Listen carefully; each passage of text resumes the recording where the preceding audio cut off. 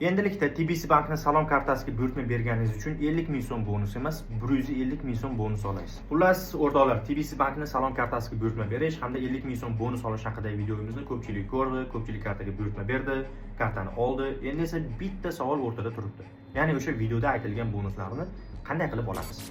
Ushbu videoni olishdan ham maqsad shu, ya'ni kartaga buyurtma berib, qanday qilib bonuslarni olish haqida juda ham sodda qilib batafsil ma'lumot beraman va video boshlashdan oldin sizga bitta zo'r yangilikni aytib ketaman. Endilikda kartaga buyurtma berganingiz uchun 50 ming so'm bonus emas, 150 ming so'm bonus berish yo'lga qo'yildi. Bu gapimni isbotlashim shart emas. Bemalol TBC bank ilovasiga kirib, ko'rib olishingiz mumkin. Bu videoda kartaning imkoniyatlariga alohida to'xtalib o'tmayman, chunki avvalgi videomizda kartaning barcha imkoniyatlarini birma-bir sanab chiqqanman.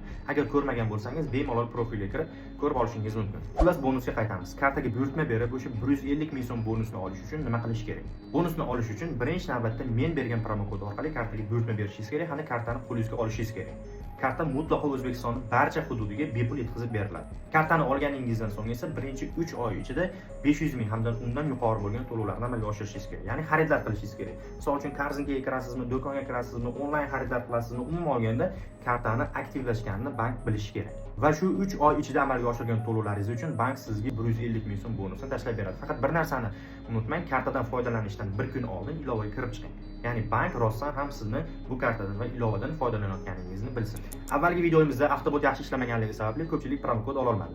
Bu videoda yana sizga imkoniyatni berib ketaman. Izohlarda karta so'zini yozib qoldirsangiz, men sizga o'zimning shaxsiy promokodimni hamda kartani qanday qilib to'g'ri buyurtma qilish bo'yicha kichkinagina qo'llanmamni tashlab beraman. Agar kartaga buyurtma qilishga qiynalsangiz, shaxsan o'zim yordam beraman.